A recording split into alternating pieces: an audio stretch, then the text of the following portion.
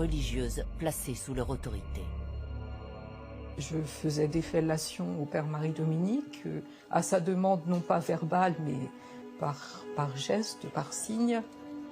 Une femme croyante, une femme mariée à Dieu, qui est alors une femme consacrée, et qui a subi des abus sexuels au sein du monde ecclésiastique, souffre d'une blessure qui traverse toute sa personne et qui met inévitablement en cause sa foi.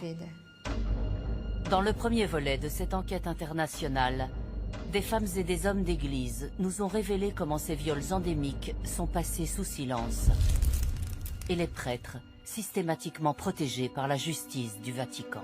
Tant que l'Église donnera son pardon sans la justice, tant que l'Église donnera sa compassion sans la justice, eh bien les victimes seront toujours victimes et mourront victimes. Dans la deuxième partie de cette histoire tragique, des religieuses, des prêtres et même des proches du pape François dévoilent comment des sœurs sont sexuellement exploitées jusqu'à Rome et chassées de leur communauté ou contraintes d'avorter quand elles se retrouvent enceintes. Les supérieurs s'attendent avec les prêtres leur donnent l'argent, les supérieurs livrent les sœurs chez le prêtre, c'est la prostitution. La structure de l'Église a quelque chose de fermé, qui donne le pouvoir au mâle, aux prêtres, d'une façon absolue et au-delà de tout ce qui est permis. Ça faisait partie un peu de mon rituel, de faire bien attention quand on tombe enceinte. Si une religieuse devient enceinte d'un prêtre, qu'est-ce qui arrive? Ah ben là, peut tout arriver, même le prêtre qui demande que soit avorté. L'Église catholique condamne l'avortement. Qu'une congrégation encourage une religieuse à avorter, c'est une abomination.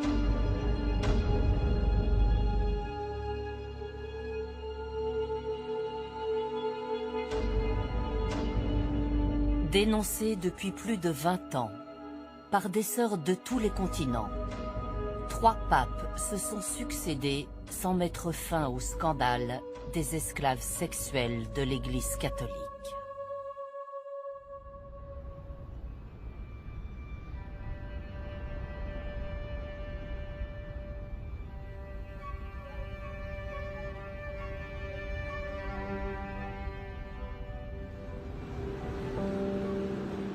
En Asie, en Amérique latine ou en Afrique, dans les continents évangélisés, des sœurs sont réduites à l'état d'esclaves sexuels.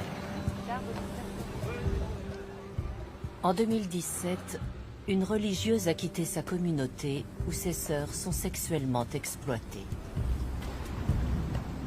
Depuis, cet ex-missionnaire est menacé de mort par son ancienne congrégation qui redoute qu'elle ne parle. Pour sa sécurité, elle a décidé de témoigner au Bénin, dans un autre pays d'Afrique de l'Ouest que le sien. Pendant le 21 ans que je suis restée en religion, j'ai expérimenté beaucoup de sœurs qui ont subi les abus sexuels, moraux de tout genre. Et tout ça étant contraire à ce que j'ai voulu dans mon cœur pour servir le Seigneur, j'ai décidé de quitter la communauté.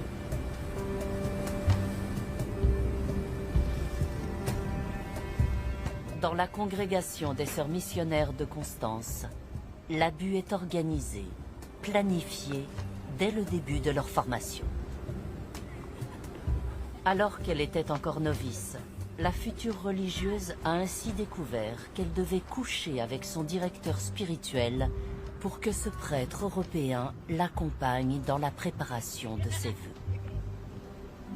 Il me dit que ok, tu vas faire le vœu, je vais vous aider comme j'ai aidé, je peux aider aussi pour organiser la famille, mais il faut économiser les salis. Ah, j'ai dit économiser les salis, c'est quoi? Il dit que j'ai fait avec et l'autre, il m'a cité les noms des autres sœurs avec qui tu es.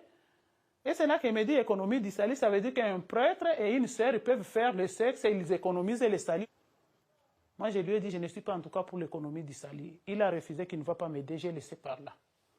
Mais je vois qu'il aide beaucoup de sœurs. Les sœurs là qui aident les familles, ce sont des sœurs avec qui il couchait. Quand les sœurs étaient encore en formation novice, quand ils étaient encore jeunes et novices, il couchait toujours avec eux.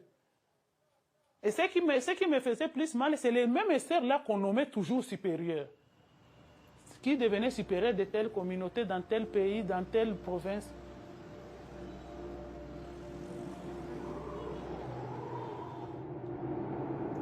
Ce n'est pas l'Église qui est mauvaise en soi. Ses membres ont dévié volontairement. Ce n'est pas qu'ils se sont égarés. Ces déviations, ce n'est pas parce que égaré, on peut dire que je ne savais pas. Les gens font les choses volontairement en sachant. L'économie du salut n'est que la première étape dans l'exploitation de ces femmes qui entrent au service de Dieu.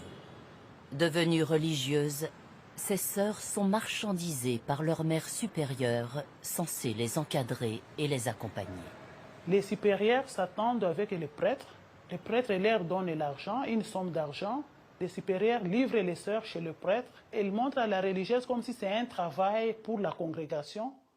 Mais entre-temps, quand la sœur arrive là, elle se rend compte que c'est la prostitution. C'est comme ça.